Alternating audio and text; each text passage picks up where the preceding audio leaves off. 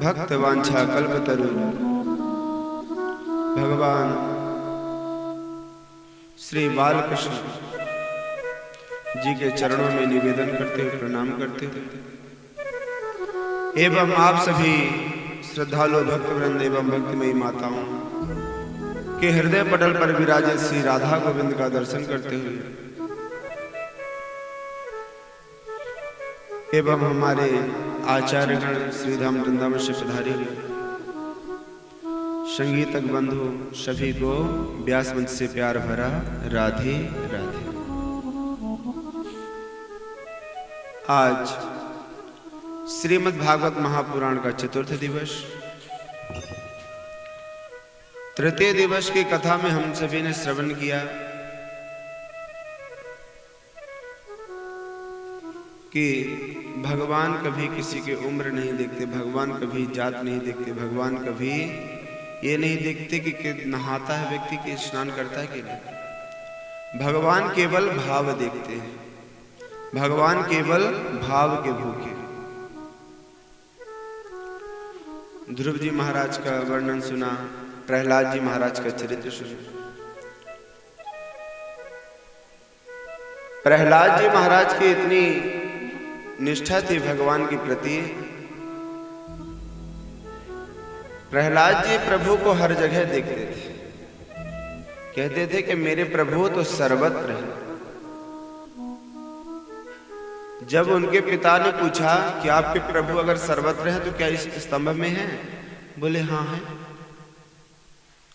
तो बोले हमें दिख क्यों नहीं रहे? बोले हमें तो दिख रहे हैं, आपको दिखे या ना दिखे। तब भक्त के निष्ठा के सामने भगवान को स्तंभ से भी प्रकट होना पड़ा। जहां पर भक्त की हां, भगवान वहां। बस निष्ठा होनी चाहिए, विश्वास होना चाहिए।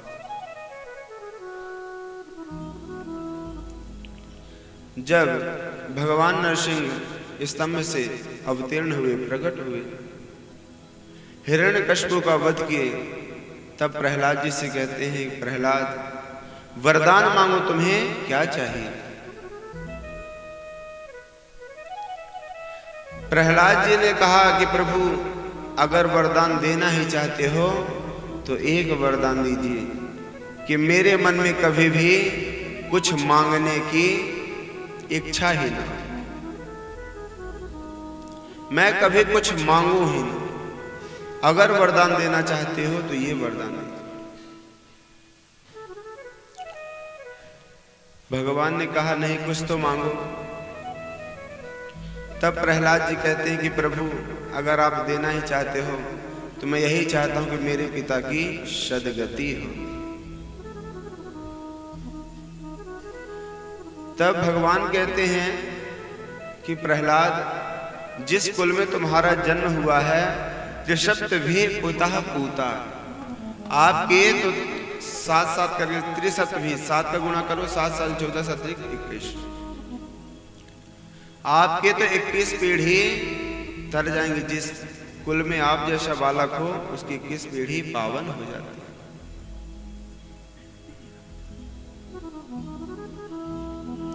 सात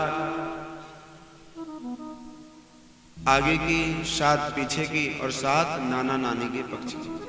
इसलिए आपके पिता की तो सद्गति हो गई।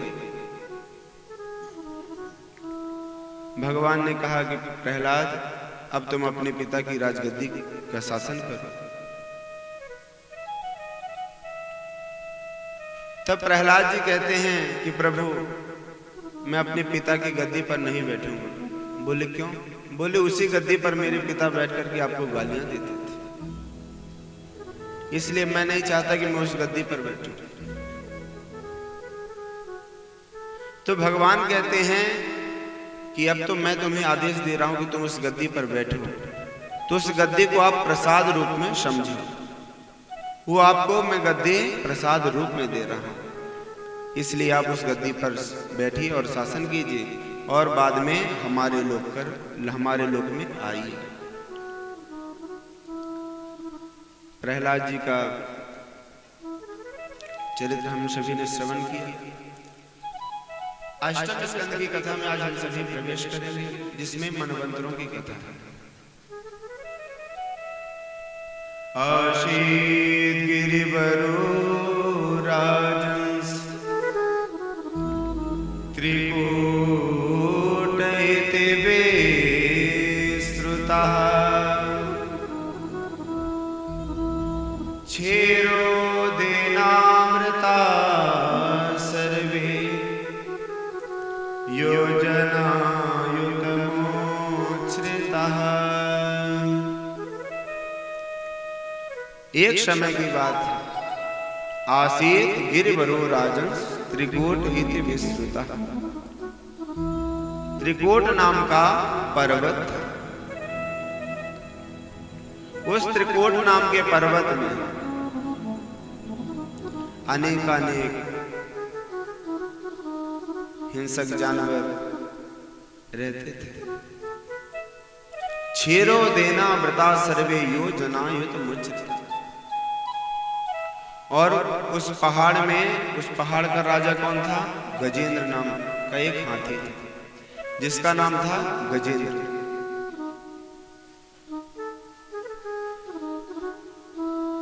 उस गजेंद्र में इतना बल था कि अनेकानेक हिंसक जानवर अगर गजेंद्र को देख लेते हैं तो बिल्कुल साइलेंट हो जाते हैं। और गजेंद्र जब जानवरों को देखते हैं तो यही कहते हैं, अगर कोई दिक्कत हो तो हमसे बताना है, अगर कोई आपको परेशान करे तो हमें बताना।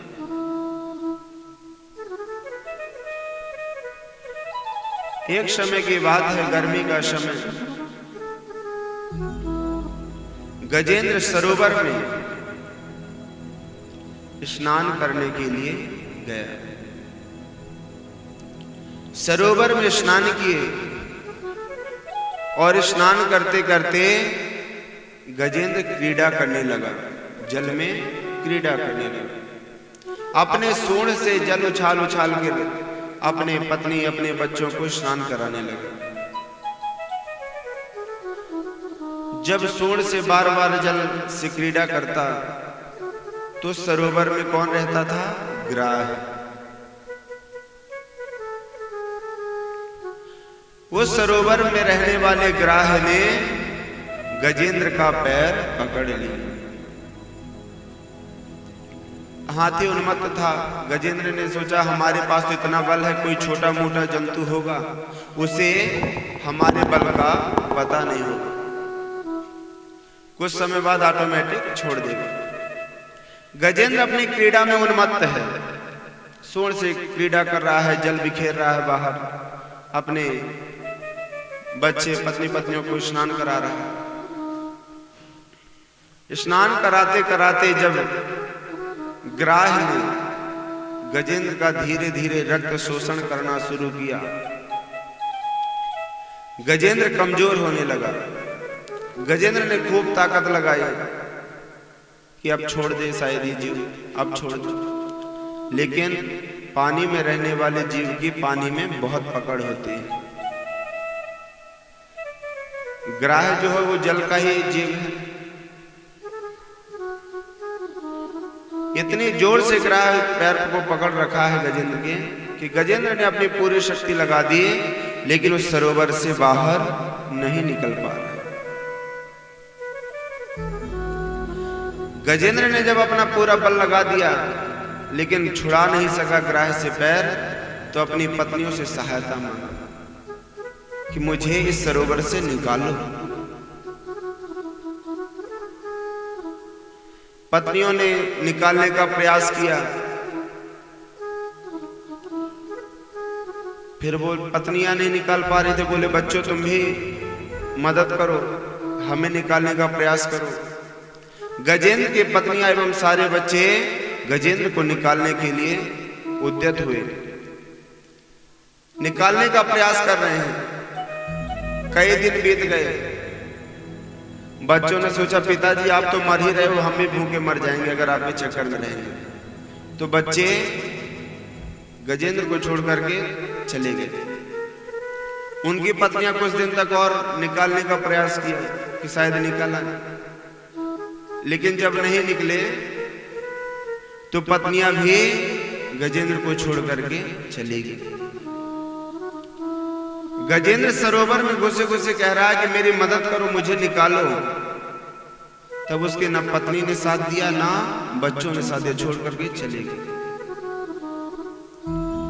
गजेंद्र को स्मरण आया कि बताओ, जिन बच्चों के लिए मैं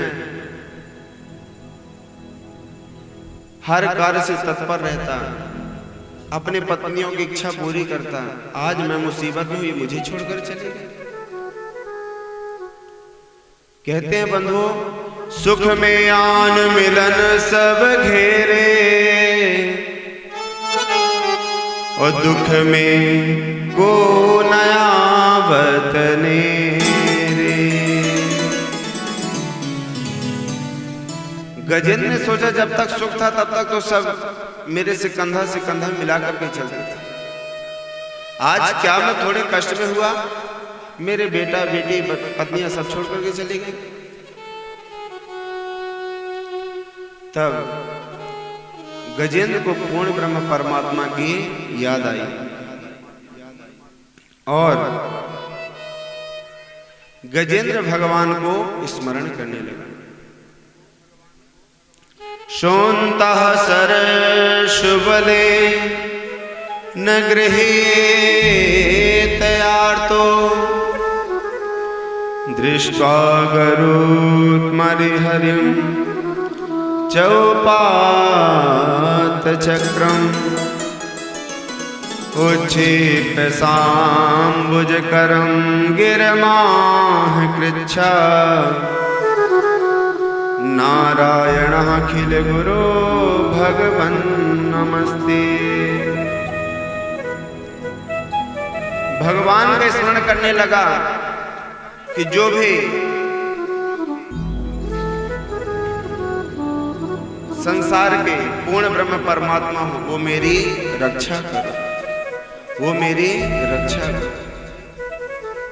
गजेंद्र ने किसी का नाम नहीं लिया। अब ब्रह्मा जी सोच रहे हैं कि हमारा नाम ले तो हम रक्षा करने जाएं। शिव जी सोच रहे हैं हमारा नाम ले तो हम रक्षा करने जाएं।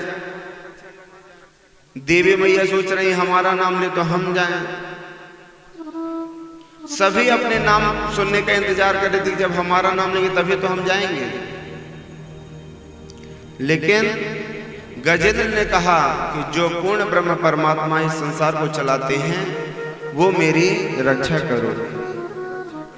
जब समझ लिया अंधेरा है आशा टूटे उजियारी की, उस विपदा की मझधारा में सुध आई मुरली वाले की। भगवान विष्णु ने सोचा कि जिसका कोई नाम नहीं वो तो मैं ही हूं।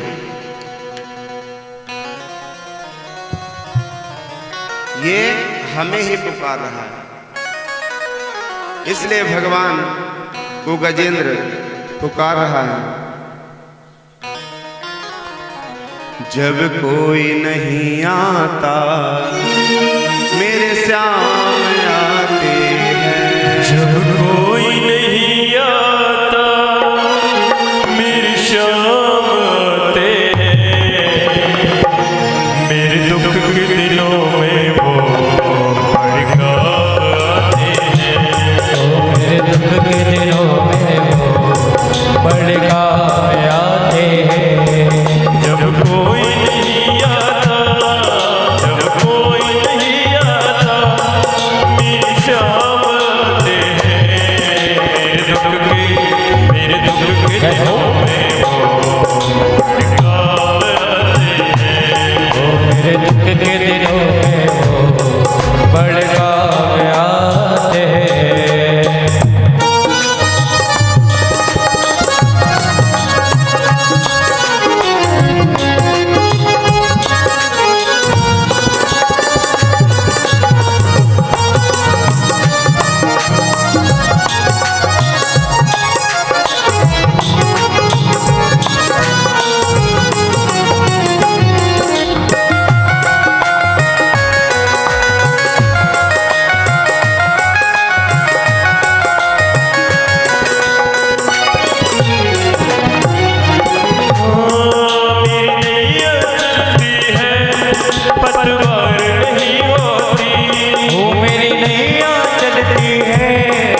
पतवार नहीं होती।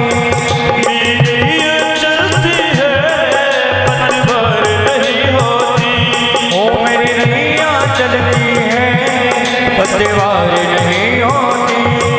किसी और चीज की अब दरकार नहीं होती।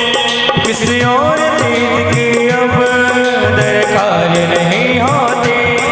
मैं डरता नहीं जग से, मैं डरता नहीं जग से। सुरसान आते हैं मेरे दुख के दिनों में वो बड़े काम आते हैं। ओ मेरे दुख के दिनों में वो बड़े काम आते हैं।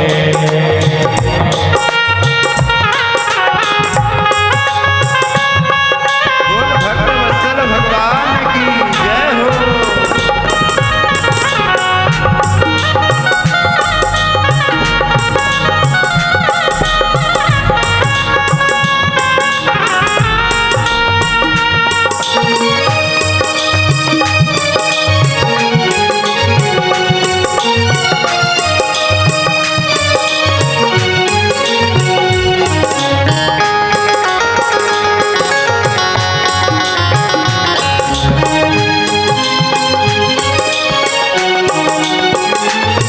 कोई भक्ति करे इनकी वो इनका हो जाए। जो भक्ति करे इनकी वो इनका हो जाए। कोई भक्ति करे इनकी वो इनका हो जाए। कोई भक्ति करे इनकी वो इनका हो जाए। कोई याद करे इनको वो इनका हो जाए। कोई याद करे इनको वो इनका हो जाए। कोई याद करे इनको दुख हल्का हो जाए। कोई याद करे कहना हर भक्तों का कहना ये मान जाते हैं। मेरे दुख के दिनों में वो बड़े काम आते हैं। ओ मेरे दुख के दिनों में वो बड़े काम आते हैं।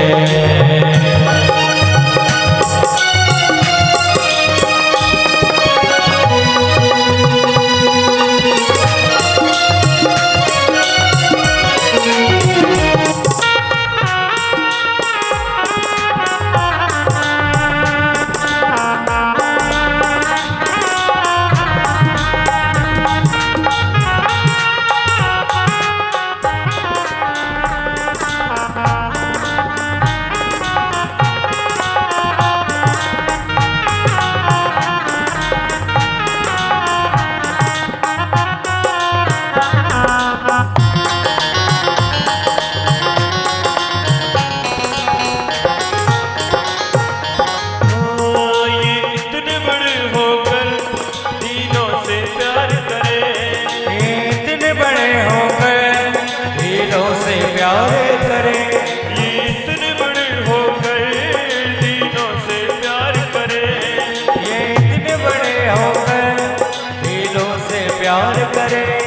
अपने भक्तों का दुख पल में स्वीकार करें। ओ अपने भक्तों का दुख मन में स्वीकार करें। ये बिन बोले सब कुछ, ये बिन बोले सब कुछ पहचान जाते हैं। मेरे दुख के दिनों में वो बड़े काम आते हैं। मेरे दुख के दिनों में वो बड़े काम आते हैं। जब कोई नहीं आता, जब कोई नहीं आता मेरे श्याम आते हैं। मेरे दुख के दिनों में वो बड़े काम आते हैं। ओ मेरे दुख के दिनों में वो बड़े काम आते हैं। बड़े काम आते हैं। बड़े काम आते हैं। काम आते हैं। बोल कृपा बिहारी सरकार की जय हो।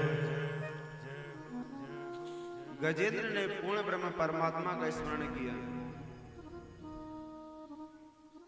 कि जो भी इस जगत के आधार हैं, जो भी इस जगत के मूल हैं, मैं उनका स्मरण करता हूं, वो मेरी रक्षा करते। सभी देवी देवता सोच रहे हैं हमारा नाम लेंगे तो हम जाएंगे, हमारा नाम लेंगे तो हम जाएंगे।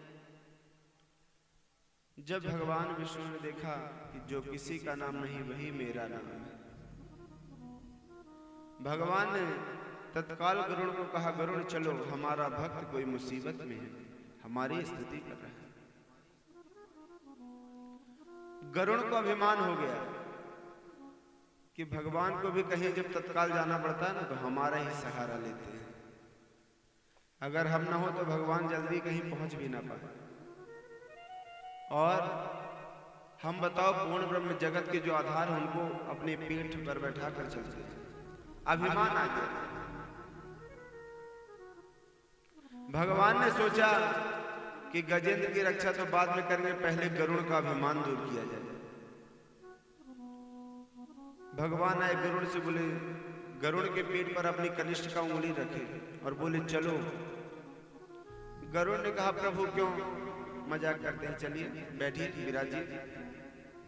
बोले नहीं, आप हमारी कनिष्ठ का उंगली हमने रखी है, उड़ के दिखाओ।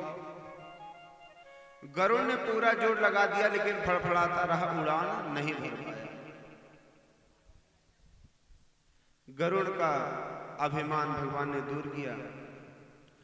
भगवान कहते, गरुड़ तुम मुझे नहीं उड़ाते हो, तुम मुझे नहीं लेके जाते हो, तुम तो केवल निमित्त हो, तुम्हें उड़ाने वाला भी मैं हूं, तुम्हें ले जाने वाला भी मैं ही हूं, मेरी ही कृपा से तुम उड़ रहे हो।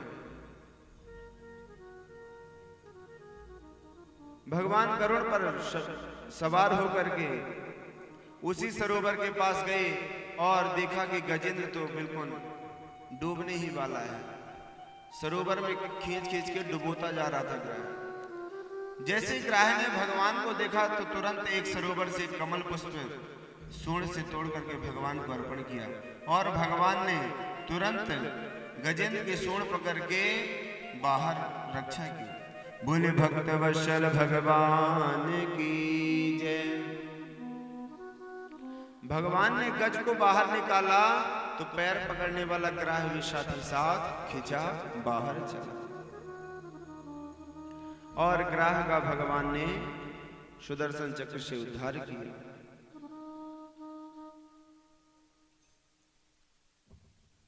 तब कहते हैं कि महाराज जी आखिर गज और ग्राह थे कौन? बोले ये पूर्व जन्म में जो ग्राह था वो हुहु नाम का गंधर्व था। वो हमेशा सरोवर पे ऋषि महर्षियों के पैर पकड़ता है, तो ऋषियों ने श्राप दे दिया था कि तू पैर पकड़ने का ही तुम्हें शौक है तो तुम ग्राह बन जाओ। और जो गजेंद्र था वो इंद्रद्युम्न नाम का राजा था।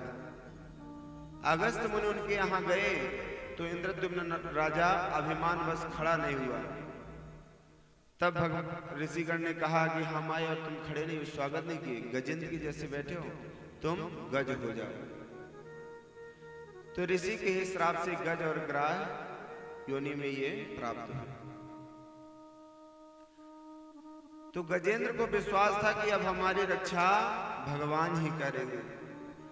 जब गजेंद्र अपनी पत्नी अपने बच्चों से हार गया तो हारे का सहारा कौन बने?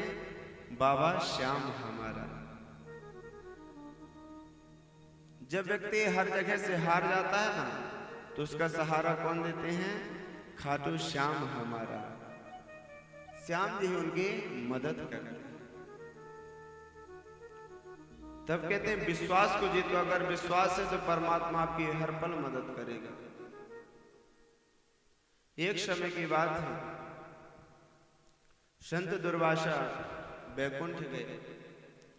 बैकुंठ में भगवान के दर्शन किए और जब बैकुंठ गए तो भगवान ने अपनी माला संत दुर्वासा को पहराई।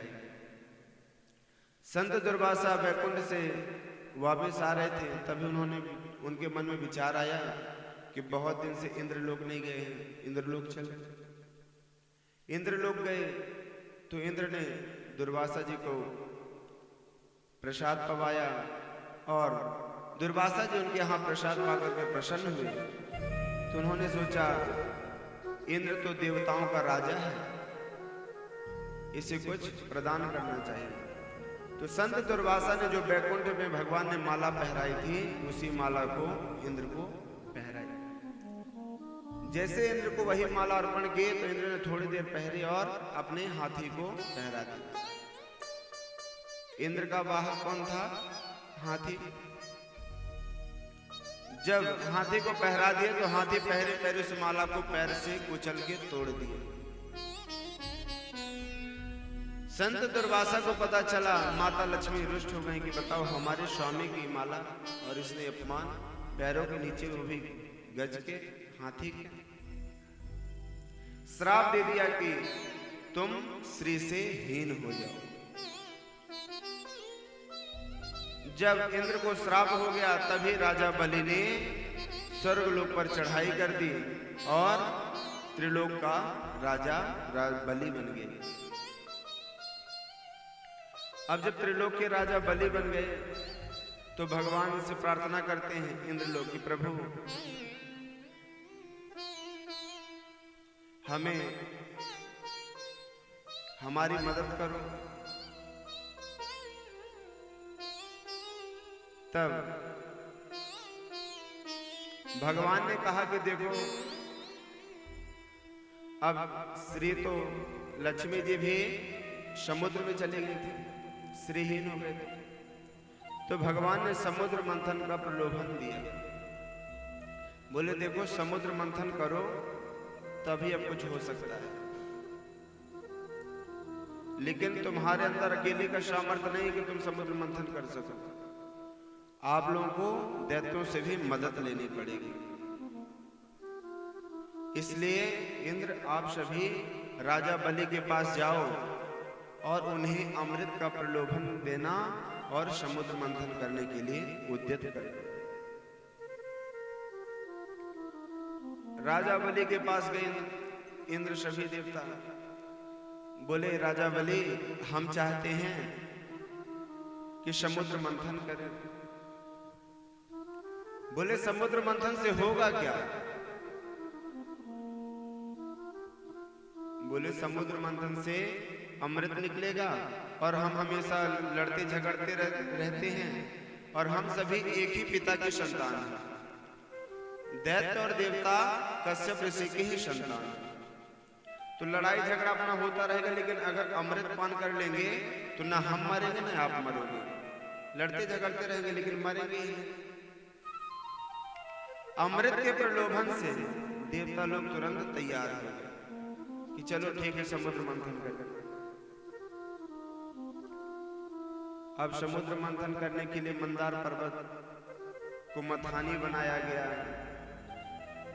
मंदार पर्वत कहाँ है? झारखंड में। मंदार पर्वत को मथानी बना गया मथने के लिए और वासुकी नाम की रस्सी बनाई गई। तब देवता लोग नाग के मुख की ओर लग गए कि हम मुख साइड से खींचेंगे और दैत्य लोग आप लोग उस साइड से खींचो। ये भगवान देवताओं की सोची बूझी एक योजना थी कि हम अगर मुख के साइड लगेंगे ना तो दैत्य लोग अपने आप कहेंगे कि नहीं हम मुख साइड लगेंगे।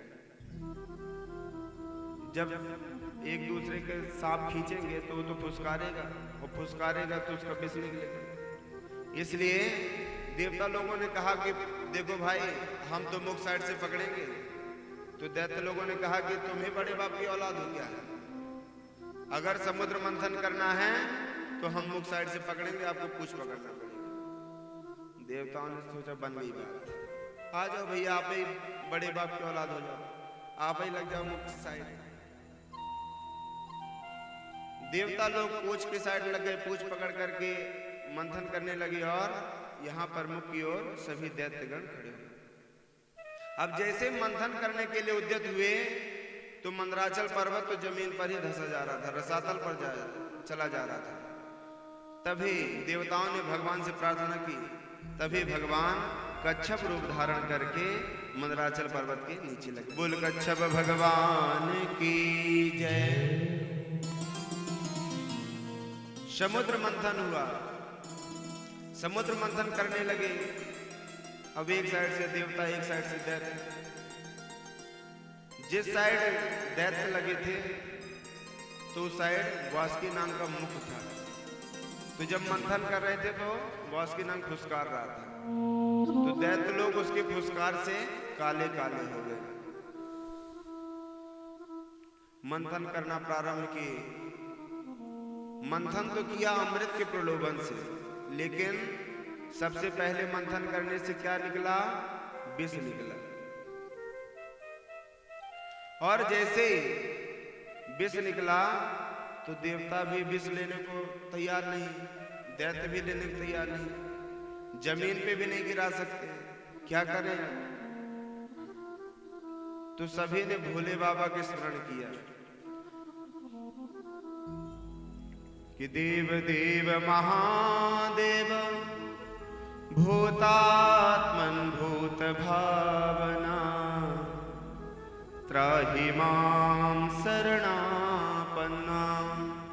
हे देव देव महादेव त्राहि मां शरणापन्ना। हे शिव जी, हम आपकी शरण में हैं, आप हम सभी की रक्षा करो और इस विष को धारण करो। भगवान शिव ने सोचा कि हमारा तो जन्म ही सभी का कल्याण करने के लिए हुआ है। सम कल्याणम करोति यशा शंकरा। शिव किसे कहते हैं? जो सभी का कल्याण करे। हमारा जन्म ही सभी के कल्याण करने के लिए हुआ। इसलिए भगवान शिव ने कहा कि ठीक है, विष का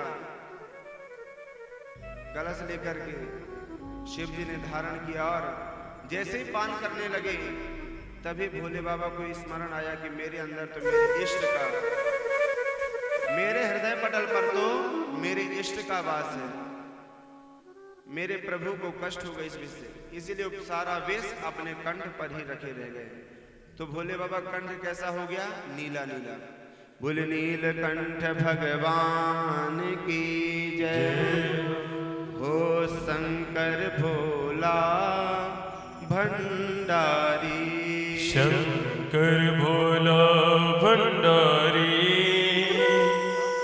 तुम जन जन के हितकारी।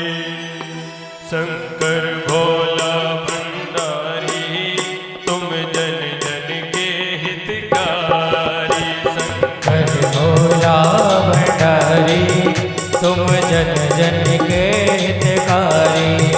शंकर भोला भंडारी, तुम जन जन के हितकारी। शंकर भोला भंडारी, तुम जन जन के हितकारी। शंकर भोला भंडारी, शंकर भोला भंडारी, तुम जन जन के हितकारी। हो तुम जन जन के हितकारी। माथे पर चंद्र कलाओं में, हे पर चंद्र कलाओं में, बहती है गंगा जटाओं में, बहती है गंगा जटाओं में। माथे पर चंद्र कलाओं में, माथे पर चंद्र जटाओं में। माला सर्पों की डाली, माला सर्पों की डाली, तुम जन जन के हितकारी। माला सर्पों की डाली, तुम जन जन के हितकारी।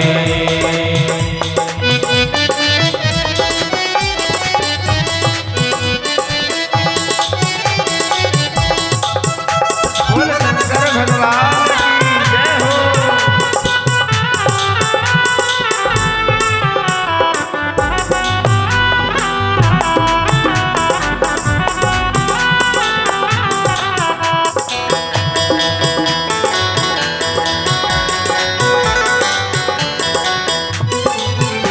जब सागर मंथन होने लगा, जब सागर मंथन होने लगा, जब कालकूट विष निकला, जब कालकूट में से पार गया, जब सागर मंथन होने लगा, जब सागर मंथन होने लगा, जब कालकूट विष आ निकला, जब कालकूट विष पार किया, बन गई मुसीबत भारी, बड़ी बड़ी बड़ी मुसीबत भारी, तुम जन जन के हितकारी, बन गए मुसीबत हारी, तुम जन जन के हितकारी।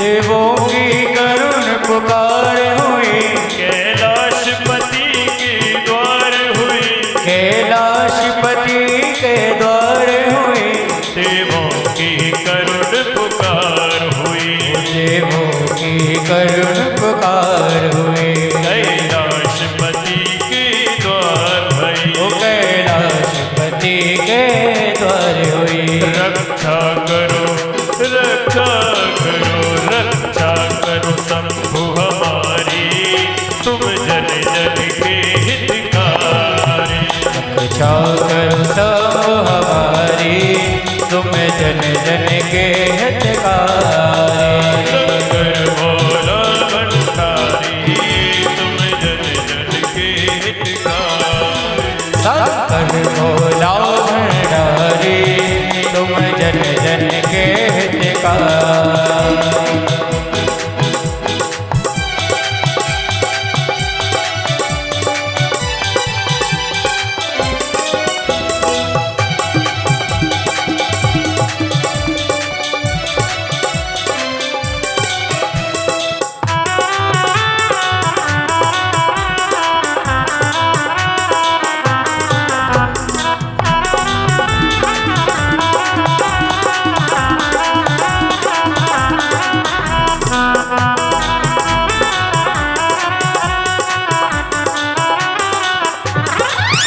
अमृत देवों को दान दिया, अमृत देवों को दान दिया, और स्वयं भयंकर विष पिया, और स्वयं भयंकर विष को पिया।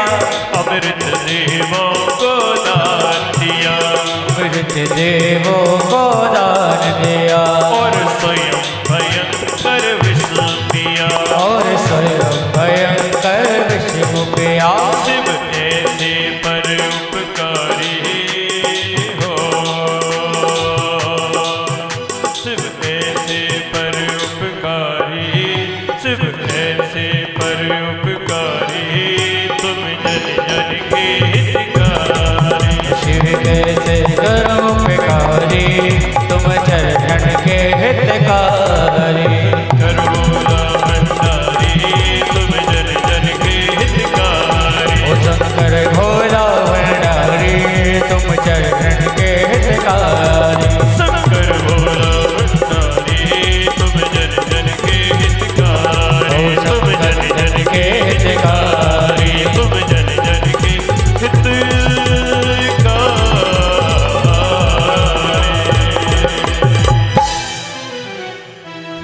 बोल शंकर भगवान की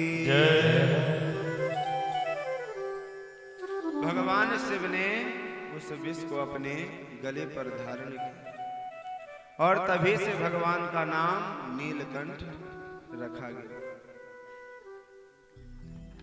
पुनः मंथन किए तब कामधेनु का प्रादुर्भाव हुआ और कामधेनु को ऋषियों को प्रदान की गई।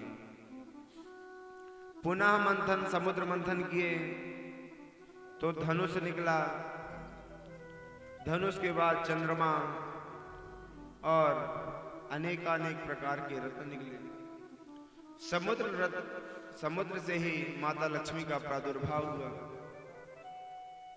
मंथन करने से जो नारायण से विवाहित हुआ, उनका विवाह हुआ। और उसके बाद स्वयं धन्वंतरी अमृत का कलश लेकर के समुद्र से प्रादुर्भूत हुए, उत्पन्न हुए। और जैसे धन्वंतरी महाराज अमृत का कलश लेकर के प्रादुर्भाव हुए, तभी दैत्य लोगों ने धन्वंतरी जी से अमृत का कलश छीन लिया। और दैत्य तो वैसे ही पहलवान होते हैं। अमृत का कलश छीन करके भागने लगे। और देवताओं के पास सामर्थ्य नहीं कि अब दैत्यों से अमृत का कलश ले सके। देवता लोग भगवान के पास गए कि प्रभु अमृत तो निकला, लेकिन दैत्य लोग छीन के ले गए, कुछ आप ही कीजिए, अगर दैत्यों ने अमृत पी लिया तो फिर अनर्थ हो जाए। भगवान ने कहा ठीक है, हम योजना कुछ बनाते हैं। और यहां पर सभी दैत्य अहम पूर्वम, मैं पहले पीऊंगा, मैं पहले पीऊंगा, इसी बात पे झगड़ा कर रहे हैं। एक से दूसरा छीनता, दूसरे से तीसरा छीन रहा है। ग्रहण कोई नहीं कर पा रहा अमृत, केवल लड़े जा रहे हैं आपस में। तभी भगवान विष्णु ने मोहिनी रूप में अवतार धारण करके वहीं पर पहुंचे जहां पर दैत्य अमृत के लिए लड़ रहे थे, और अपनी पायल खनखनानी शुरू की। जैसी पायल खनखनाने की आवाज दैत्यों ने सुनी, देखा कितनी सुंदरी, ये तो स्वर्ग की अप्सरा जैसे लग रही है, मोहित हो गए। दैत्य लोग कहते हैं अरे देवी आप कौन हो? आप तो हमें लगते हो कि किसी बड़े घराने की हो। मोहिनी भगवान ने कहा हाँ मैं तो बड़े घराने को, लेकिन आप लोग तो मुझे नहीं लग रहे हो बड़े घराने। आपस में झगड़ा कर रहे हो, किस बात का झगड़ा है? बोले देवी हमने समुद्र मंथन किया और अमृत निकला है, इसे अमृत को लेकर के हम भाइयों में झगड़ा चल रहा है कि पहले मैं पीऊंगा, पहले मैं पीऊंगा। लेकिन अब आप आ गई हैं तो हम चाहते हैं इस अमृत का बंटवारा आप करो और आप ही हम सभी को प्रदान करो। तब मोहिनी ने कहा कि ये बताओ समुद्र मंथन किसने किसने किया? आप ही बल लोगों ने किया कि और लोगों ने किया? बोले हमने किया। तभी देवता लोग आते हुए दिखे। मोहिनी ने बोला तो फिर वो कौन है, वो क्यों आ रहे हैं? बोले इनने भी करवाया था, मदद हेल्प इनने भी की थी। तो बोले कि फिर जब दोनों ने अमृत समुद्र मंथन किया तो फिर अमृत दोनों को पान करना चाहिए, हम भेदभाव नहीं करेंगे। लेकिन दैत्य तो ये जरूर बताएंगे कि ऊपर जो पानी पानी है ना वो देवताओं को पिला देंगे, और जो गाढ़ा गाढ़ा अमृत है वो हम आप सभी को पिला देंगे। दैत्यों ने कहा मोहिनी जैसी आपकी इच्छा वैसा आप करो।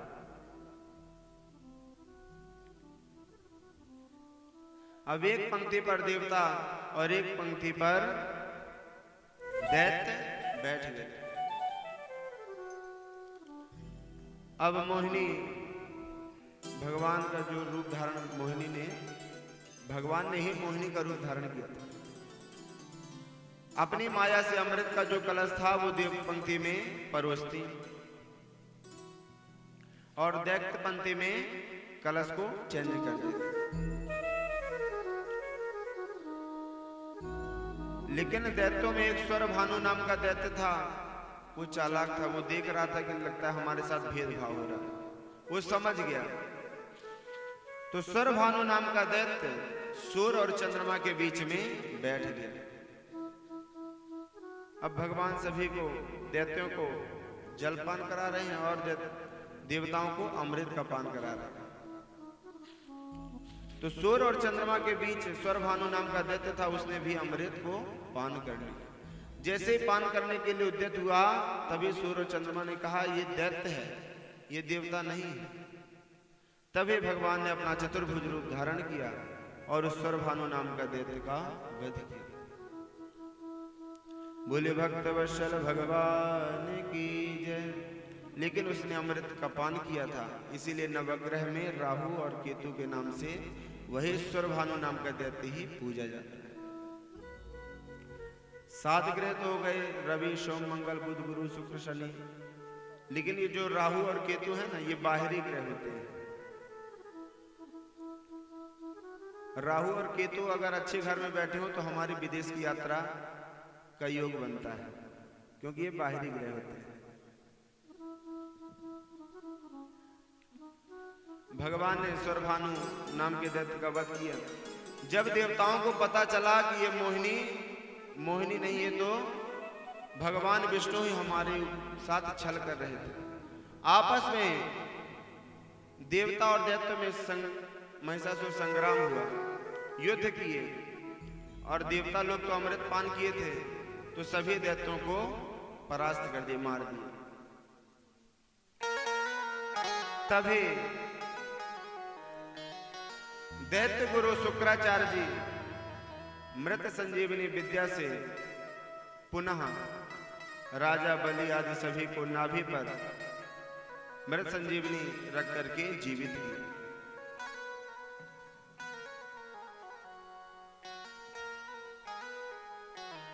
जीवित करने के बाद अब राजा बलि अपने गुरु शुक्राचार्य जी से कहते हैं कि गुरुदेव, अब हम क्या करें जो हमें त्रिलोकी की संपदा प्राप्त हो जाए। तब शुक्राचार्य जी कहते हैं कि देखो बलि, देवता लोग इस समय अमृत पान किए हैं। अगर तुम्हें त्रिलोकी की संपदा पुनः चाहिए तो संत, गौ और ब्राह्मण के ऊपर तुम पूजन करो, उनके ऊपर दया रखो। रोज राजा बलि संतों को प्रणाम करता, गौ का पूजन करता एवं ब्राह्मणों से अनुष्ठान करवाया। ब्राह्मणों को चकाचक भोजन प्रसाद पवाता। ब्राह्मण देवता प्रसन्न हो गए और उसे तेजो में रथ प्रदान की और बोले कि राजा बलि, तुम जब भी इस रथ पर बैठ करके युद्ध करोगे ना, तुम्हें कोई परास्त नहीं कर सकता। उसी रथ पर बैठ करके राजा बलि ने त्रिलोक पर पुनः हमला बोल दिया।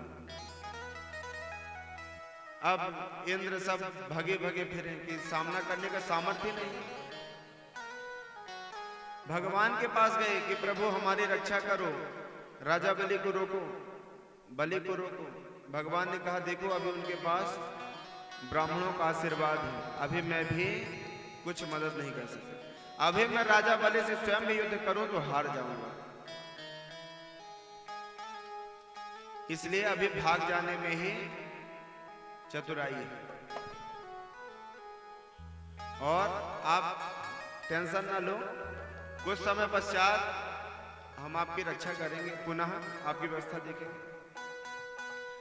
राजा बलि ने त्रिलोक पर आक्रमण करके त्रिलोकी की संपदा पुनः त्रिलोक का राजा बन गया। राजा बलि राज्य शासन करता। अब एक दिन कश्यप जी की पत्नी अदिति बड़ी उदास थी। कश्यप जी ने देखा कि अदिति उदास है। इंद्र की मां का नाम क्या था? अदिति। दैत्यों की माता का नाम था दिति और देवताओं की माता का नाम था अदिति।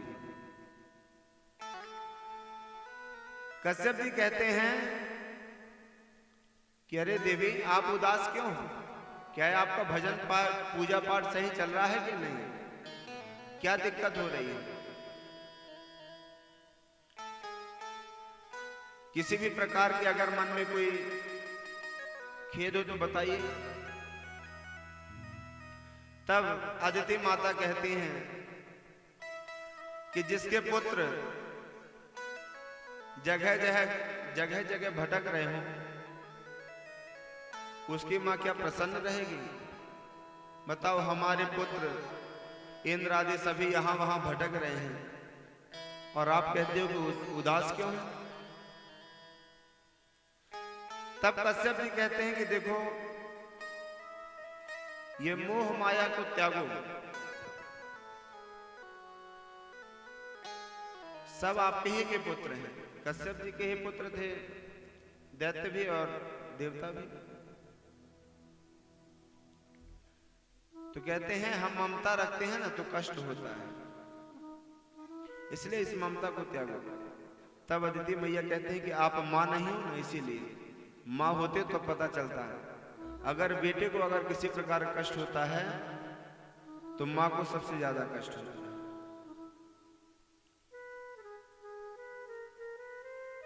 जब माता अदिति उदासीन थी तब कश्यप जी कहते हैं कि अगर आप चाहते हो कि आपके पुत्र को पुनः त्रिलोकी की संपदा प्राप्त हो तो मैं एक उपाय बताता हूं। आप पयोव्रत का पालन करो, पयोव्रत धारण करो। ये पयोव्रत होता क्या है? तो कहते हैं फाल्गुन मास के प्रतिपदा से त्रयोदशी पर्यंत दूध पी करके आप व्रत करना। पया मतलब होता है दूध। ये व्रत आप अगर करेंगे तो आपके बड़ा उत्तम बालक की प्राप्ति होगी। और यहाँ पर देवता लोग कह रहे हैं कि हम कुछ समय पश्चात अदिति माँ के गर्भ से जन्म लेंगे और आपको त्रिलोकी की संपदा पुनः वापस ला करके देंगे। यहाँ देवताओं को भगवान सांत्वना दे रहे हैं और यहाँ कश्यप जी माता अदिति से बता रहे हैं कि आप पयोव्रत धारण। माता अदिति ने पयोव्रत धारण किए और कुछ समय पश्चात माता अदिति के गर्भ से एक सुंदर बालक का जन्म। यज्ञेश यज्ञ पुरुषा च्युत तीर्थ पादा तीर्थ श्रवा श्रवण मंगल नाम धिया आपन्न लेख व्रजनो पसमोदयाद्या सन्नहा क्रोधेश भगवन् नसि दीननाथ।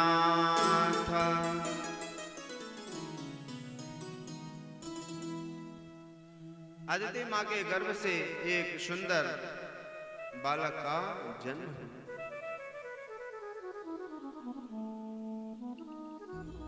तो भगवान वामन का अवतार कब हुआ? भादों का महीना शुक्ल पक्ष की द्वादशी के दिन ठीक 12 बजे वामन भगवान माता अदिति के गर्भ से प्रादुर्भाव हुए, अवतार लिए।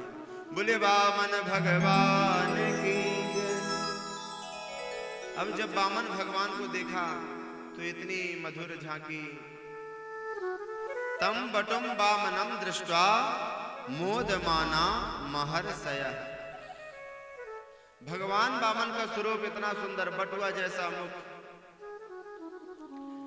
मोती जैसे दांत, 4 अंगुल का पेट, टमाटर जैसे गाल, बिंबा फल जैसे होंठ और बटुआ जैसा मुंह।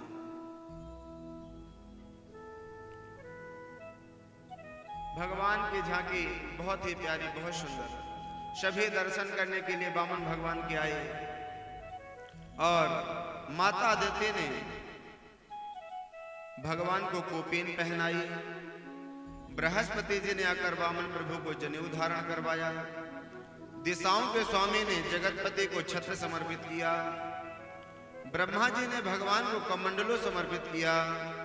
सप्त ऋषियों ने भगवान को कुशा समर्पित किया, खड़ाऊ चरणों में समर्पित की। और भगवती उमा देवी ने भिक्षा पात्र समर्पित किया। अब जब कोई भी ब्राह्मण बालक का जनेऊ संस्कार कराता है तो उस ब्राह्मण भिक्षा लेने के लिए जाता है। सभी लोग भिक्षा देते हैं और जो भिक्षा पे आता है तो आचार्य को दिया जाता है कि आचार्य जी आपने हमारा यज्ञोपवीत संस्कार कराया, आप इस भिक्षा को प्रदान कीजिए। तो जैसे ही वामन भगवान अपने गुरु बृहस्पति के पास गए कि गुरुदेव आप ये भिक्षा स्वीकार कीजिए। बृहस्पति जी ने कहा कि हम छोटी मोटी भिक्षा नहीं लेते हैं, अगर भिक्षा में कुछ देना ही चाहते हो तो त्रिलोकी के संपदा हमें ला करके प्रदान करो। वामन भगवान ने कहा कि बताओ मुझे क्या करना होगा, त्रिलोकी की संपदा के लिए मुझे क्या करना होगा। बृहस्पति जी ने कहा कि आप गंगा के किनारे जाइए, वहां पर राजा बलि यज्ञ कर रहे हैं और उस यज्ञ में जाकर के उनसे 3 पग भूमि मांगना और 3 पग में त्रिलोक नाप करके मुझे भिक्षा में प्रदान करना। वामन भगवान ने कहा जैसी आपकी इच्छा। वामन भगवान छत्र धारण किए, आसन कांख में दबाए, कमंडलू हाथ पे लिए और जहां पर राजा बलि यज्ञ कर रहे थे उस यज्ञ मंडप के सन्निकट पहुंच गए। जैसे ही यज्ञ मंडप पर भगवान वामन पहुंचे तो राजा बलि ने देखा कि कितना अद्भुत बालक, कितना सुंदर बालक। तुरंत स्वागत करने लगा। स्वागतम भो महाभाग ब्रह्मन् किं करवामते ब्रह्मर्षीणां तपः साक्षात् मन्ये त्वायुर्वपुर्धरम्।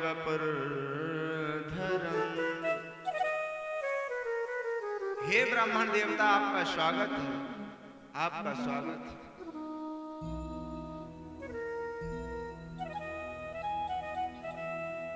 राजा बलि वामन जी का स्वागत कर रहे हैं लेकिन वामन भगवान कुछ बोल नहीं रहे। राजा बलि पूछ रहे हैं कि हे ब्राह्मण देवता आपको क्या चाहिए, कहां से आए हैं आप, आपके माता पिता का क्या नाम है, कहां रहते हैं।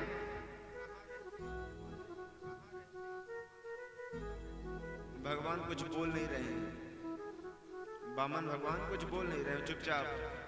तब शुक्राचार्य जिससे बलि पूछता है कि बोल क्यों नहीं रहे, कुछ उत्तर क्यों नहीं दे रहे। तब शुक्राचार्य जी ने कहा देख नहीं रहे हो माला चल रही है, और कहते हैं माला करते समय बोलना नहीं चाहिए। तब तो राजा बलि की श्रद्धा और बढ़ गई। राजा बलि ने सोचा कि मैं तो धन हो गया एवं मेरे पिता भी धन हो गए होंगे कि ऐसा अद्भुत बालक हमारी यज्ञ में पधारा, हमारा तो यज्ञ ही सफल हो गया। तब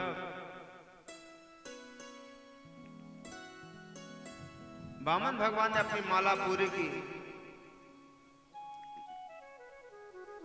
वामन भगवान कहते हैं कि क्या राजा बलि आप ही हो? बोले जी। बोले हमने तुम्हारा नाम बहुत सुना है।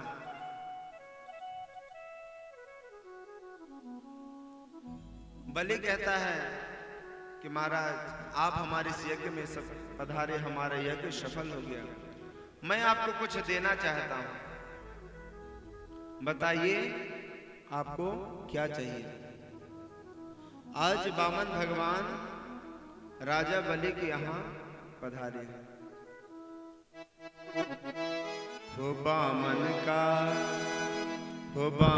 का भेष बनाया राजा बलि राजा को हरने आया।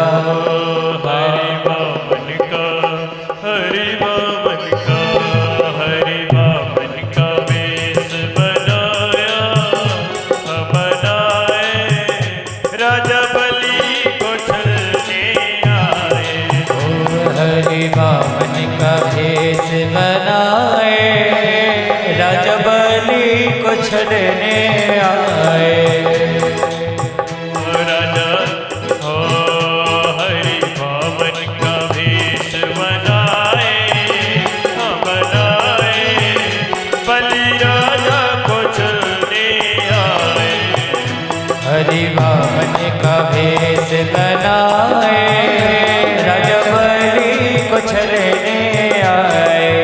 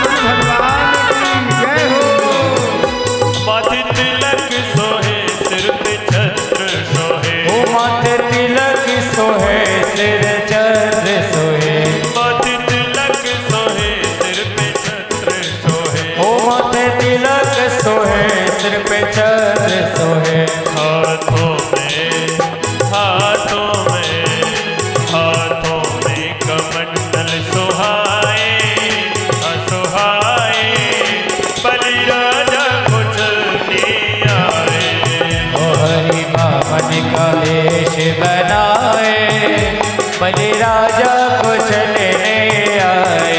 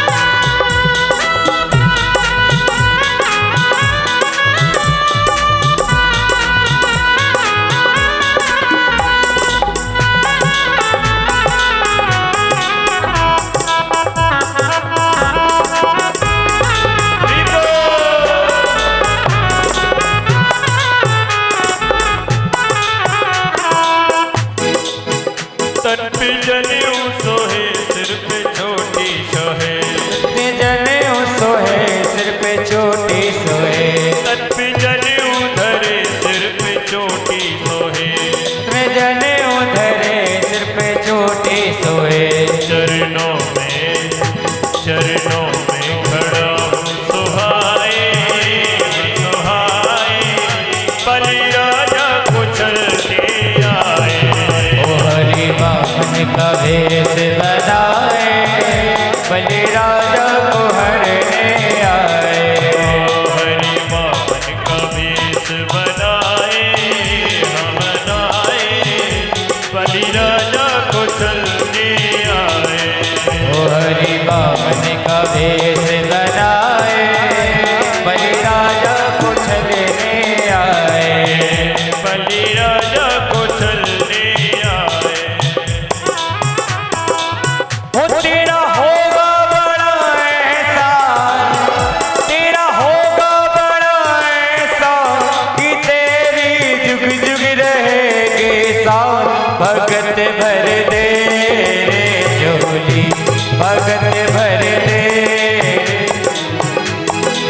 वो तेरे द्वार खड़ा भगवान, भगत भर दे रे झोली, भगत भर दे रे झोली। ओ तेरे द्वार खड़ा भगवान, भगत भर दे रे झोली, भगत भर दे रे झोली।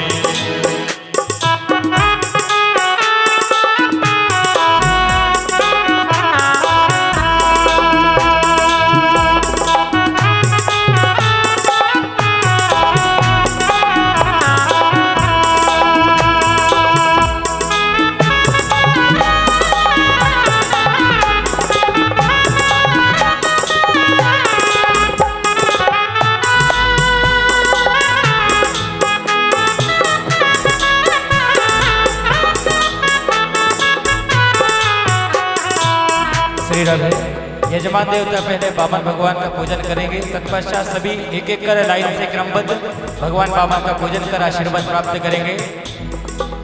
डोले उठी सारी धरती देख रे, डोला गगन है सारा।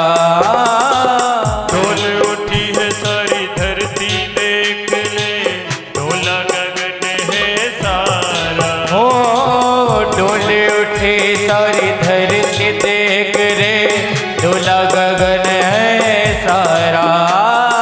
डोल उठी है सारी धरती देख ले, डोला गगन है सारा। भीख मांगने आया तेरे घर, ओ भीख मांगने आया तेरे घर, जगत का पालनहारा रे, ओ जगत का पालनहारा।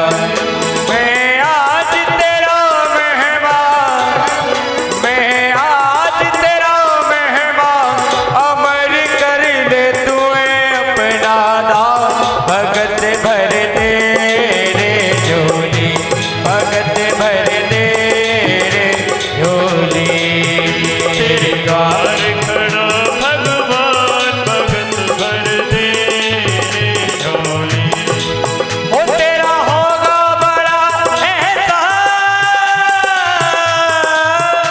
तेरा होगा बड़ा एहसान, कि तेरी जुग जुग रहेगी साथ। भगत भर दे रे झोली रे, भगत भर दे रे झोली। ओ तेरे द्वार खड़ा भगवान, भगत भर दे रे झोली। भगत भर दे रे झोली।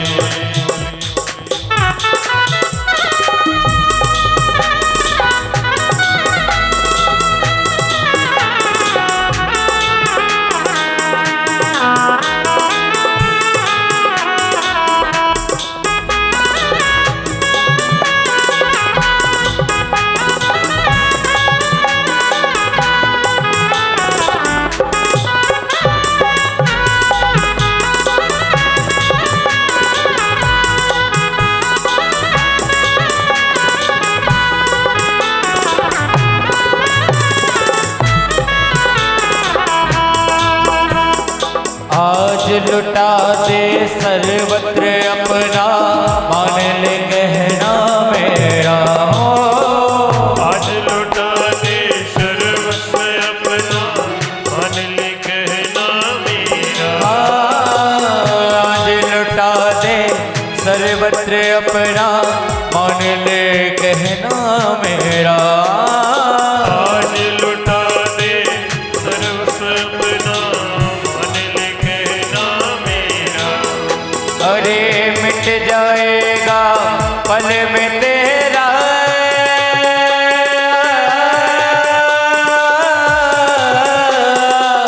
मिट जाएगा पल में तेरा, जन्म मरने का फेरा रे, ये जन्म मरने का फेरा। तू छोड़ सकल अभिमान, तू छोड़ सकल अभिमान, अमर कर ले तूने अपना दान। भगत भर दे रे झोली, भगत भर दे रे झोली। तेरे द्वार खड़ा भगवान, भगत भर दे रे झोली। भगत भर दे रे झोली। ओ तेरा होगा बड़ा एहसान, एहसान तेरा होगा बड़ा एहसान। ओ तेरा होगा बड़ा एहसान, अमर कर ले तूने अपना दान। भगत भर दे रे झोली, भगत भर दे झोली।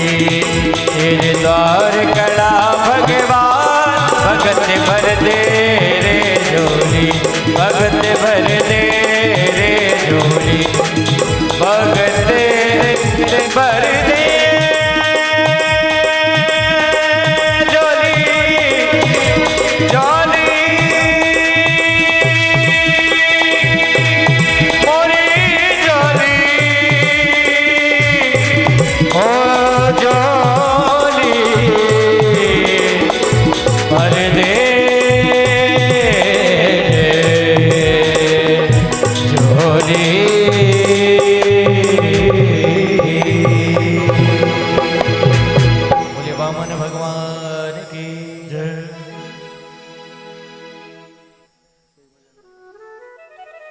बोल वामन भगवान की जय। श्री हरि श्री हरि।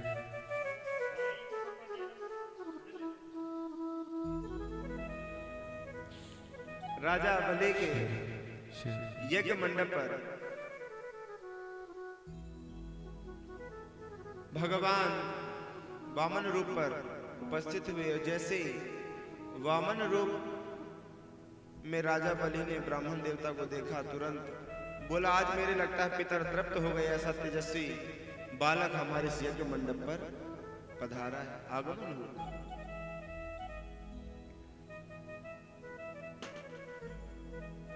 राजा बलि कह रहा है कि हे ब्राह्मण देवता, बताइए आपको क्या दे दूं?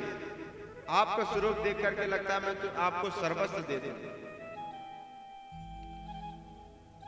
आप बताइए आपको क्या चाहिए? आपको गांव दे दूं, 10 गांव दे दूं, कई हजारों लाख गौएं दे दूं? गा कांचनम गुणबद्धामृष्टम तथा न पेयमुत विप्रकन्या ग्रामा समृद्धा स्तुर्गान गजान्वा रामस्तथारः तमसं प्रतीक्ष। महाराज एक बार ब्राह्मण देवता बोलिए तो आपको क्या दे देंगे? कई घोड़े हाथी दे दें आपको?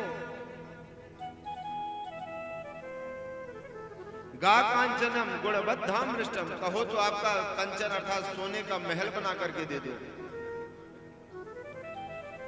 आप कहो तो विप्र कन्या आया, किसी ब्राह्मण की कन्या बोनी से देख करके आपका विवाह करा दो। कुछ तो बोली, आपको क्या चाहिए?